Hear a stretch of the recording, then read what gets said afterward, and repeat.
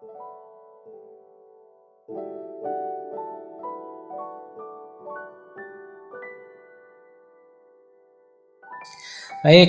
bismillah. Saya awali dari pandangan beliau tentang filsafat.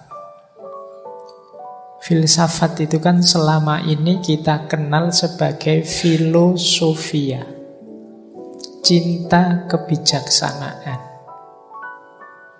Jadi sering saya jelaskan ya bahwa filsafat itu tidak berhenti sekedar kebenaran, tetapi juga kebijaksanaan.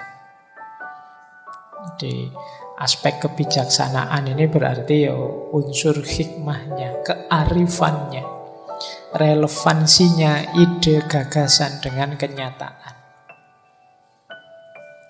Tidak ada gunanya pikiran-pikiran tinggi, mulia, luar biasa kalau ternyata kita tidak mampu menerjemahkannya secara tepat dalam kenyataan hidup.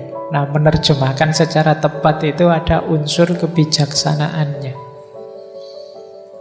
Jadi, tidak semua kebenaran itu harus diterapkan begitu saja tanpa peduli situasi, lingkungan, wadahnya. Karena kadang-kadang kalau kita tidak peduli lingkungan, situasi, yang semula benar ini sebenarnya bisa jadi blunder, malah menyusahkan kita, merepotkan kita, mengacaukan hidup kita. Kalau dalam Islam ada konsep barokah. Barokah itu ya sebenarnya bagian dari hikmah. Ketika kebenaran mampu mewujudkan diri dan memberi manfaat besar dalam hidup kita. Nah, ini pandangan dasarnya filsafat itu love of wisdom, cinta pada kebijaksanaan. Oleh Levinas, love of wisdom ini dibalik. Kata Levinas, keliru orang-orang itu. Kok cinta pada kebijaksanaan sih? Yang benar itu bukan love of wisdom, tapi wisdom of love. Jadi filsafat itu kita hidup secara bijaksana dengan jalan cinta. Untuk bisa bijaksana itu kuncinya mencintai. Jadi justru hakikatnya filsafat, kata Levinas, bukan love of wisdom, tapi wisdom of love. Kebijaksanaan hidup melalui cinta. Nah, ini yang tadi saya sebut ya, beliau ini pikirannya agak khas. Selama ini kita membanggakan love of wisdom, tapi kata Levinas enggak, yang pas itu wisdom of love. Jadi bukan kita mencintai kebijaksanaan, tapi kita hidup secara bijaksana melalui jalan cinta, jalan kasih sayang.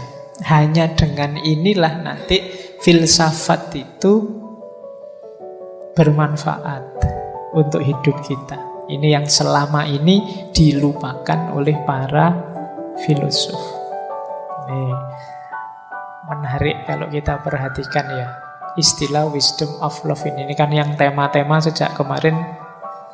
Teman-teman senang sekali kalau ada cinta-cintanya. Umurmu kan memang umur-umur lagi semangat-semangatnya dengan cinta-cintaan. Ini istilah wisdom of love ini mungkin sebentar lagi populer oleh kalian. Karena ada cinta yang hidup. Nah, jadi memang nanti Levinas menjelaskan jalan untuk hidup bijaksana itu yo adalah cinta ini. Meskipun nanti dia pakai istilah yang berbeda, dia masuk melalui jalur etik.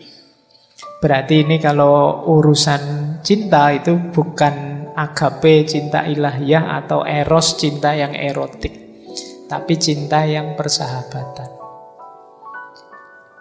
Baik, jadi ini diawali dari sini nanti. Dari wisdom of love ini beliau masuk ke gagasan etiknya.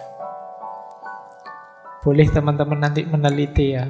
Kajian-kajian agama, kajian-kajian filsafat, itu puncaknya nanti ketemunya semua. Itu banyak di cinta ini.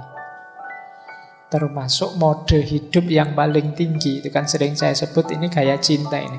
Kita berhubungan dengan Allah pun puncaknya cinta, dengan Rasulullah puncaknya cinta. Malam hari ini dengan filsafat yang katanya rasional pun ternyata puncaknya juga cinta. Nah, boleh sekarang kamu cari dari jalur yang lain, apakah benar puncaknya semuanya itu cinta. Baik, kita lanjutkan lagi. Nah, dari situ terus Levinas melanjutkan. Filsafat yang tadi membijaksanai hidup melalui cinta, itu pertama-tama dan yang paling penting harus dibahas oleh filsafat, itu adalah etika, akhlak, kalau bahasa Islamnya ya. Jadi ini mengkritik gurunya, sahabatnya Heidegger. Kalau Heidegger, filsafat itu yang pertama ya metafisika. Metafisika itu yang membahas tentang adanya sesuatu atau adanya apapun. Tapi kata Levinas enggak, bukan metafisika, tapi etika. Jadi ini filsafat pertama yang harus dan layak dipelajari. Ya metafisika penting, tapi etika lebih penting. Kenapa? Karena the good atau kebaikan hidup itu intinya dari semua filsafat.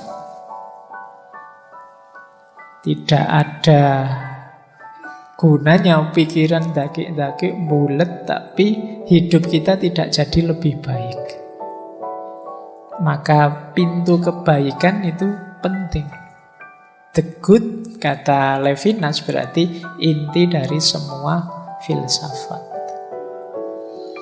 Meskipun nanti Levinas ini berfilsafat tidak untuk nuturi, apa nuturi itu ya, menasehati kita bahwa kita harus melakukan ini atau jangan melakukan itu. Beliau hanya menjelaskan prinsip-prinsip human relation. Akhlak atau etika itu manifestasi konkretnya ya saat kita berhubungan dengan orang lain. Ya kan memang etik itu kan kelihatan sekali ketika kita berinteraksi dengan orang lain. Kita kan tidak bisa bilang, wah saya itu jujur sekali loh Pak, kalau pas sendirian. Tapi kalau pas sama orang saya veto ngomongnya. Jadi kalau pas sendirian saya jujur Pak. Nah itu kan tidak ada gunanya. Etik itu ya manfaatnya saat kita berinteraksi dengan orang lain.